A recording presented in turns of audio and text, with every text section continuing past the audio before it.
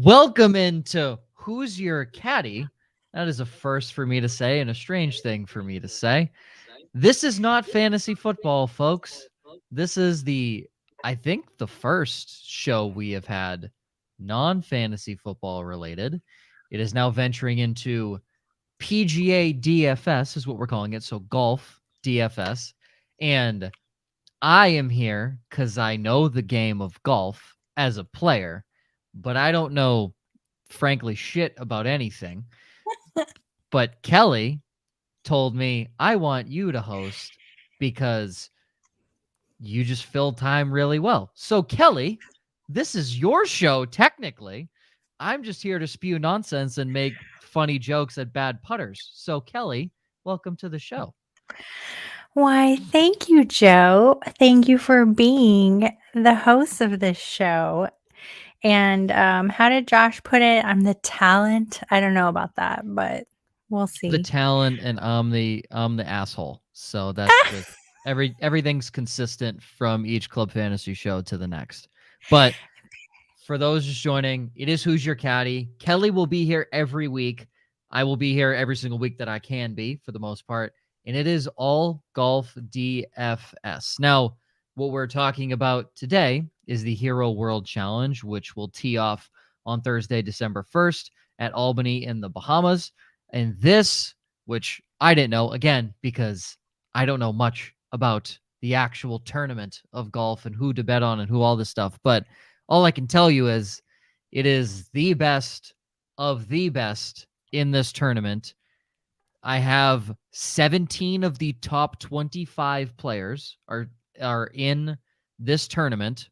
3 of them who are not in the top 25 are Tiger Woods, Kevin Kisner, and Tommy Fleetwood, who Woods is the tournament host, and then Kisner and Fleetwood are both tournament exemptions. Other than that, you have the 17 of the top 25 players in the world playing in this tournament, and that is as of August 28th, according to the official World Golf Rankings. So, Scotty Scheffler at 1, Xander Schauffele at 5, Jon Rahm, rounding out with Corey Connors at 25, representing Canada. Kelly, this is a fairly tough one to guess at because, well, frankly, everyone's good in this field. How do you break Yep. this down? Well, it's interesting. I was doing a little write-up today about my picks and my props and all of that. There are only 20 people in this field.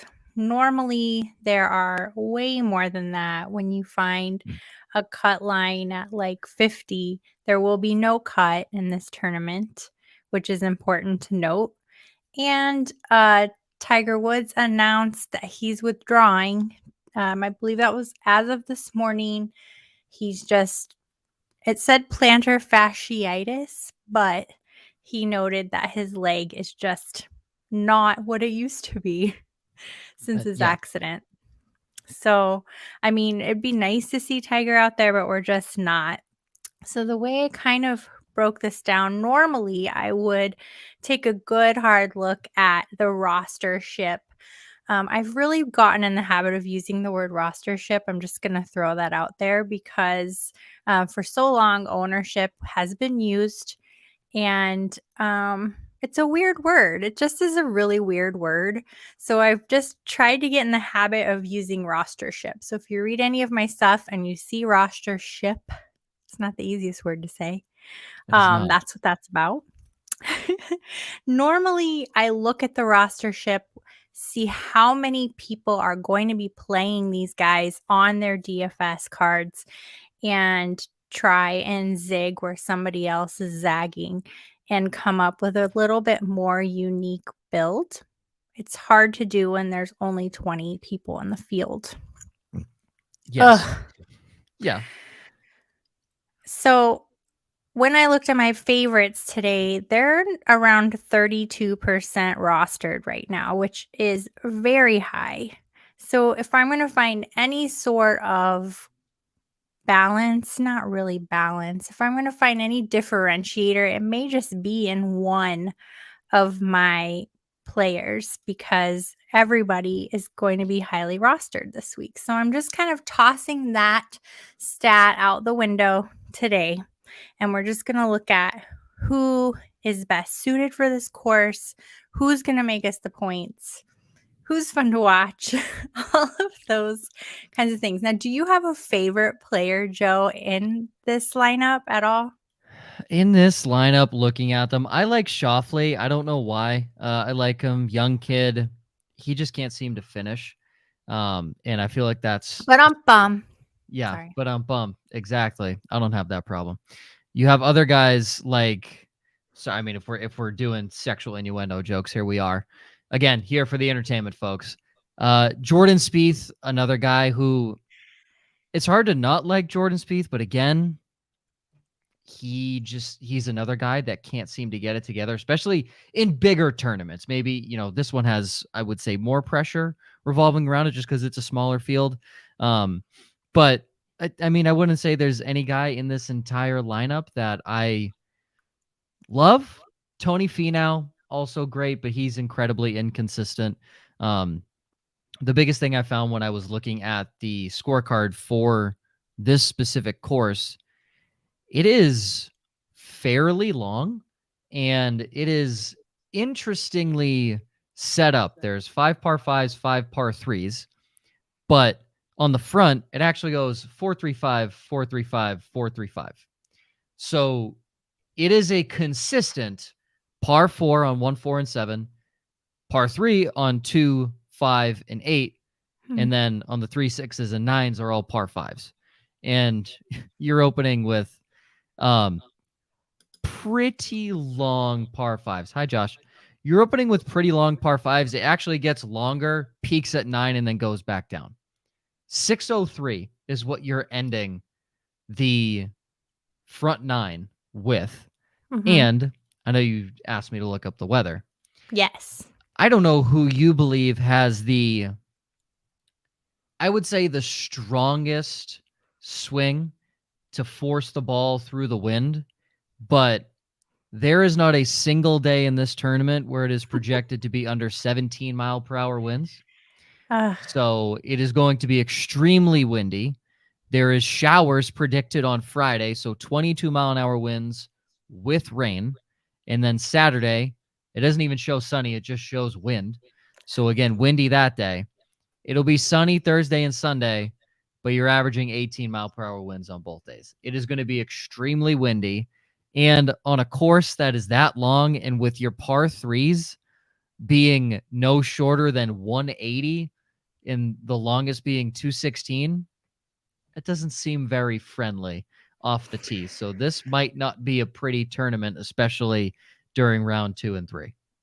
So I may have to rethink a little bit after hearing the weather report. However, I use a couple of tools. I use kind of a stats generator that tells me off the tee stats, approach stats, screens and regulations, all those fun things. And then I use another course fit tool, which is really interesting. I just stumbled on, and I'm kind of still in a secret right now because I don't think many people use this tool, but what it does is it shows you the average PGA player's performance on this course, on any course of any given week. And then it has another little plot for that specific player. So you kind of match them up and see where their strengths lie. Okay. I find it to be super fascinating. I'm kind of a nerd about it. Maybe overly nerdy where it's gotten me in a little bit of trouble sometimes. You can't always be super data driven. And I'm usually not. Like, I'm very intuitive when I think of my picks and also what's going on in their life, maybe all those kinds of things. Yeah. But that course fit tool has got me really thinking, but that doesn't have anything to do when there's wind or rain or anything adverse like that. So, all that being said, driving distance on this course is actually not something super in play. While some of the holes, like you mentioned, the par 3s can be long when they normally would be short. it's more about accuracy in this course than anything from what I'm reading. So we want a very accurate golfer off the tee. We need somebody with a good approach, slightly better than average according to the course fit tool. And we need somebody who can scramble around the green. Putting, of course, we want them to be able to putt. But if they're able to get to the green in regulation, that's a little bit more of what we're concerned about in this particular round. What's interesting is most of these guys don't have an issue. So again, we're like, oh my gosh, how do we narrow this down? So my first stop when I was looking at the course fit tool and seeing what the most exaggerated stat skill set was, and that was accuracy off the tee, that's kind of where I started. You've got Jon Rahm, who is accurate 75% of the time off the tee. And you've got Tom Kim, who's accurate 76% of the time off the tee.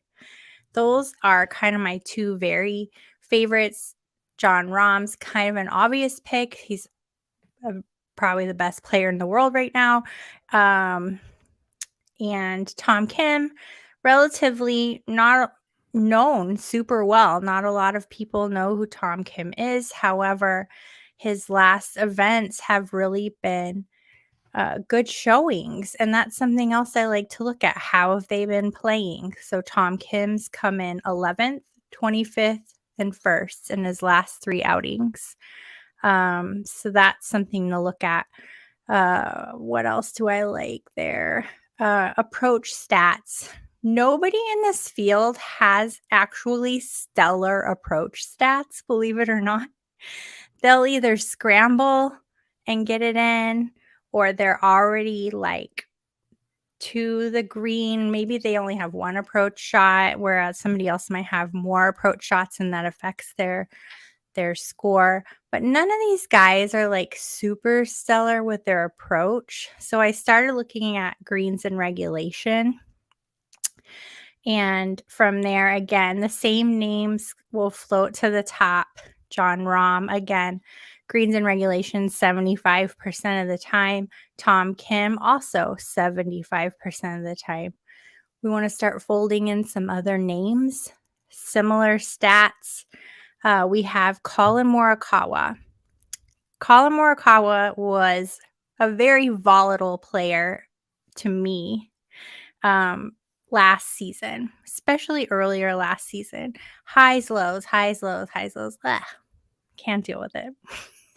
Kind of like you, Joe. Highs, lows, highs, lows. I'm just kidding. I'm always high. Continue.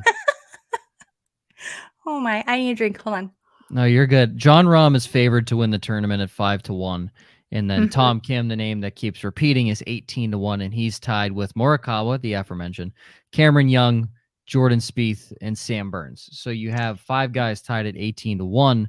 And from what it sounds like, the guy who is favored at 5-1 has roughly the same fairways in regulation and greens in regulation as one Tom Kim, who is 18-1. So could it be name recognition for Jon Rahm? Potentially, and also pedigree. But in DFS, Tom Kim's probably way cheaper. Exactly. Tom Kim is cheaper.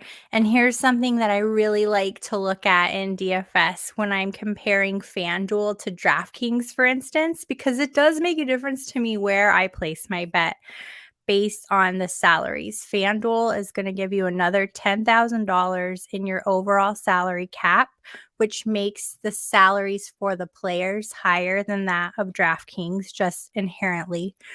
But when I look at the salaries, they're usually around $2,000 apart.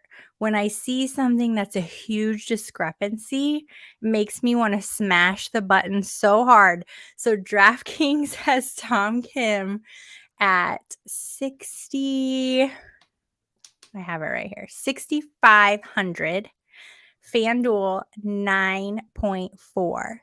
So I'm like, holy smokes, even though the rostership's about the same on both platforms, I'm going to have a lot more bang for my buck should I line up on DraftKings with Tom Kim.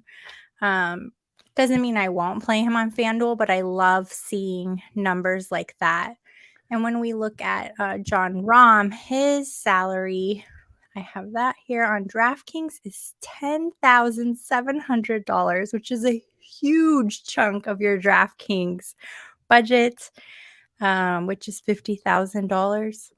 And FanDuel has him at 11.5, which is not even $1,000 difference, which is also super rare. So in that case, I might play John Rahm on my FanDuel lineup as my most expensive player. I have a little more money to play with, and it's a value in comparison to that of DraftKings. You mentioned Jordan Spieth. Now, Jordan Spieth is one of 3 players who have played in this tournament more than 3 times. It's Jordan Spieth, Tiger Woods, and Justin Thomas. Jordan Spieth has played in this tournament 5 times, and he has not won the tournament. He's come in 6th, 3rd, 16th, 20th, and 11th last year. I don't necessarily care for Jordan Spieth when I look at the course data because he's not super accurate off the tee compared to some of these other guys. He's also, his approach is kind of one of the worst out of this lineup as of his last 10 events. I'm only looking at his last 10 events, I believe. And his scoring has been fairly high over his last 10 events as well. So it's hard for me to set all of that aside and then embrace the course history, the event history for him when he's been playing so poorly. Yeah. I don't know. How do you feel about that? How do you balance when you think of that? To me, if a guy's on a cold streak, especially with a guy of Jordan Spieth's history, I don't like it. I just looking at Spieth as a whole, and again, this is from a bird's eye view of a guy who just keeps up with it and doesn't consistently watch every tournament. You can tell that there's something Jordan Spieth doesn't have that other guys might have, and that's just the closing ability and the ability to close out tournaments. He doesn't have it. You're right. He is sporadic. When he's on, he's on. But the moment he's off, he needs time to get back on track. And in a tournament like this, sorry, you don't have time to get back on track. You just need to get back on track. His recovery isn't great. As you were talking, I've just been diving through, and I was just going through the course itself and how daunting it actually is to look and play at this course. There are 5 holes with water hazards. Not a lot. You're not really like 5 of the 18. That's fine. One of them's a par 3. Actually, I think 2 are 3 of the par 3s are water hazards. So you're assuming guys are probably going to hit it over the water at this caliber of level of golf. Right. You have 2 that aren't. You have, I believe it's hole 16 and hole 18. Playing against the same body of water. So one's a par 5. It's pretty damn long. And the water plays to the left of that hole. Hole 18, water also plays to the left, going back just the same direction. So both are going to play on the left-hand side. I look at the layout of the course, and some of these holes are pretty daunting. It's a link-style course, and according to the official Albany Golf Course website, it features dunes up to 30 feet in height. Now, that could be a good thing for the wind, but I don't know too many golfers keeping the ball within 30 feet of the ground, so it's not going to matter. In short game situations, guys might be able to pop it up. They might be able to play a bump and run nice and easy, depending on the course layout. Straight up, this is not going to be fun to drive on this course because on hole 3 is a 572-yard par 5. I pulled up hole 3 on Google Maps. And again, I like to think of myself as a fairly decent driver off the tee. I average about 300 off the tee, if not a little longer. And I'm looking at that hole and wondering how someone's going to poke it out along all of this sand. The Oh, links are ridiculous on this course. So there's going to be no trees blocking the wind. It is going to be windy the entire time. Those that play in the Midwest or at a golf course with not a lot of tree coverage, you know how awful the wind can get and how much it can affect your shot and even just your psyche. So even to that point, Jordan Spieth is a terrible play because he can't keep his head on straight. And any guy that you might have questions about keeping their head on straight or not having a good recovery shot, I'm not thinking anyone ends up in the water. It may happen a couple times on 16 and 18, depending on the direction of the wind. But I would be scared to play Spieth in my lineup. yeah. I would avoid him at all costs. He's like Amari Cooper to me. I agree. Good analogy, yes. Thank you. I agree 100%. As much as I love the course history that Jordan Spieth has here, I equally hate when he can't get his head in the game and it just unravels and there's no cut and it's like rubbernecking a bad car accident the whole Mhm. weekend.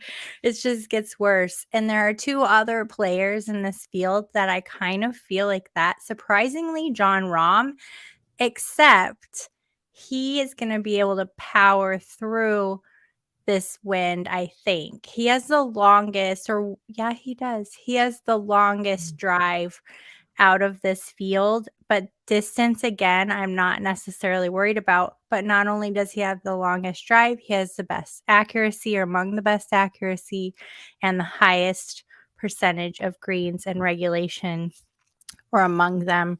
Um, and the other one is Scotty Scheffler. And Scotty Scheffler had been the world's number one golfer much of last season and is one of my favorites, but again, loses his head completely and just sometimes cannot snap out of it. He has a long drive. Who cares? But his accuracy is garbage. So we're going to have um, a little faith in Scotty Scheffler this week. Hope that doesn't backfire on me, but I just don't see it happening. So far, my favorites in the build are Jon Rahm, Tom Kim, and Colin Morikawa, who I neglected to mention. Colin Morikawa has a terrible first round, and then he rallies back in the second round and plays pretty average third and fourth rounds. When I look at data for Tom Kim, he's very good in the first round. Where am I at here? Very good in the first round, 67, shooting a 67. And then he maintains that 68 average in the second round, a 66 average in the third round, which is insane. And finishing out the tournament with a 68 average. So he is the best scoring of this group too. If I need to push more people towards Tom Kim, please don't. Apparently, yeah. Just kidding. So those three guys are probably my super favorite plays.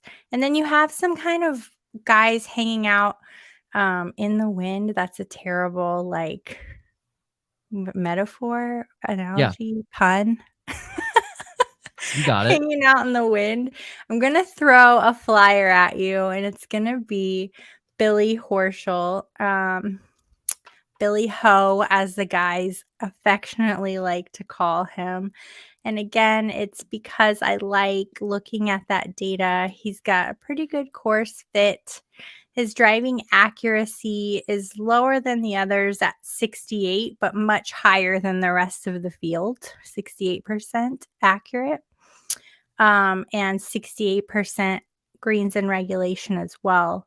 When I look at his approach, it's actually much better than even that of Tom Kim or Colin Morikawa or even Jon Rahm. So I like the fact that if things go awry, Billy Ho is going to rein it in and get it where it Billy needs Ho. to go.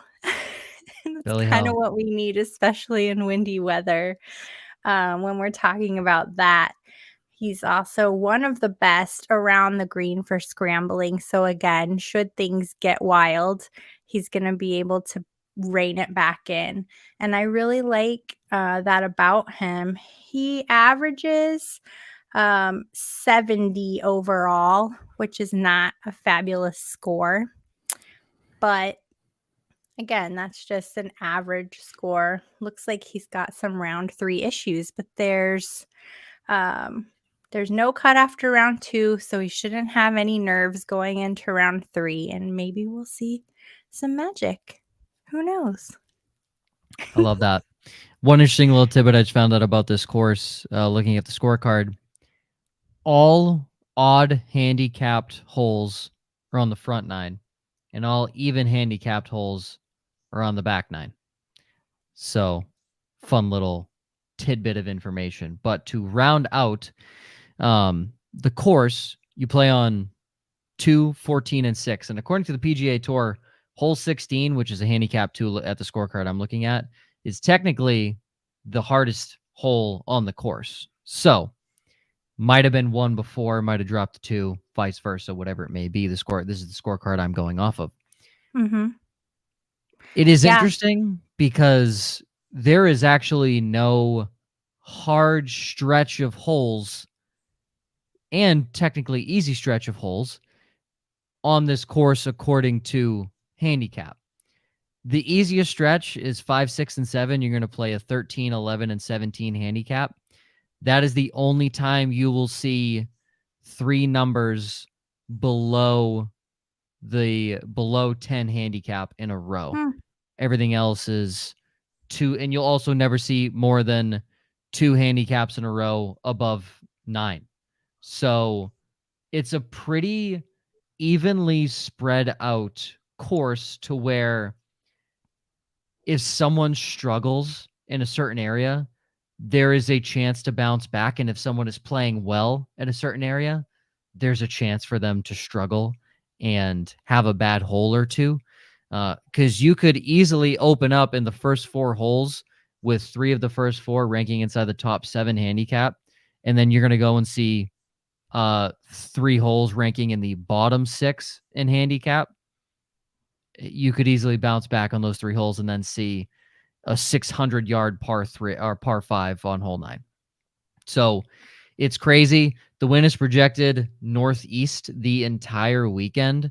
So looking at and judging the course, I'm not really sure how that would play into some of these par 5s. But it is going to cut more across the course than it will up and down the course, just from looking at it from an overhead view. You'll see a couple holes like 17 faces northeast, but for the most part, these holes are running north to south when you look at it from a bird's eye view, especially the long holes. There's only a few holes mixed in here that do run east to west primarily or southeast to northwest. And those tend to be smaller holes, so the wind wouldn't play as much of a factor. Clubbing up is fairly easy in those situations, but you're going to have holes, for example, like 16 that faces southeast. So you're going to go against and with the wind at the exact same time. But then hole 18 is facing northwest. So you're playing kind of into the wind, but you're also playing with the wind. It is a very interesting course setup in terms of how the wind will play because it is facing northeast or east-northeast, depending on the day. And that is what it will be the entire time. It won't ever go south. According to the report, it is always going to be facing northeast or east-northeast. That is always something to take into consideration, something I often overlook, especially when it's windy. So I appreciate that. While others may not, I really do. Want to finish up with just a few props. I'd like to keep this show around 30 minutes if we can. So we're at that mark. I looked at Draftkings because they tend to have quite a few props when it comes to golf.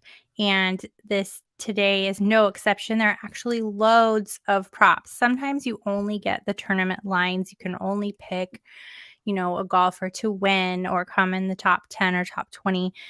Today, not only do we have top 10, top 5, and winner tournament player lines, player props, we have player matchups. But there's only one that I actually like that they're showing, and it's Billy Horschel versus Sung JM, or Sung Bae, as we like to call him. And I like Billy Horschel to take this one because little Sung Bae is not super accurate off the tee. Billy Horschel is slightly better in that sense. And Sung Bae's not got a very good approach at all in comparison to Billy Horschel. I think that's really going to come into play, especially with the wind. So even though Sung JM is favored in this matchup for round 1, I like Billy Horschel to take it. If you like any of the other matchups, something they don't always do is let you stack them for a parlay. And I tested it, and surprise, we can stack our matchups in a parlay, which can be very exciting if you see others that you like. There are also hole props. It's the same kind of thing with a matchup, just hole by hole. Those are also stacking in a parlay, which is fun. And then we have different tournament props that they've made as well. So there is tournament specials, such as the winner going to be in the final pairing of golfers for the day on Sunday. And there's all kinds. There's more props in this tournament than I have seen in such a very long time. So I urge you to go and check out all of the player props on your favorite betting platform. We have no sponsor here. I just happened to open Draftkings because there were a lot. So my favorite pick is going to be Billy Horschel defeating Sung JM head-to-head in round 1. And that would win you some positive money because he's not favored. Let's go. That's the hope. Thursday and Sunday are going to be the best days. Friday and Saturday, windy and rainy, respectively. So it's going to be an interesting tournament. Again, small field. So, and I think most of these guys, I would say, are buddy and know each other. Know the stakes are high, but they're going to have a lot of fun out there as well. Should be very interesting. Again, Jon Rahm, the favorite to win at 5-1 for the Hero World Challenge at Albany in the Bahamas. This has been Who's Your Caddy for Kelly and myself. You can follow Women of Fantasy Football at, let me make sure I get the handle correctly, at women_of_FF. Wanted to make sure I got the underscore in the right spot. You can follow Club Fantasy, Facebook, Twitter, Instagram at Club Fantasy FFL. The URL is clubfantasyffl.com. This is the first of a new show that is not related to fantasy football whatsoever, but is related to fantasy golf, specifically PGA DFS. And we'll even sprinkle in some props there for you just to win some extra money as well. For Kelly and myself, I don't really know how to close this show. I haven't come up with a tagline yet, but we will see you the next time on Who's Your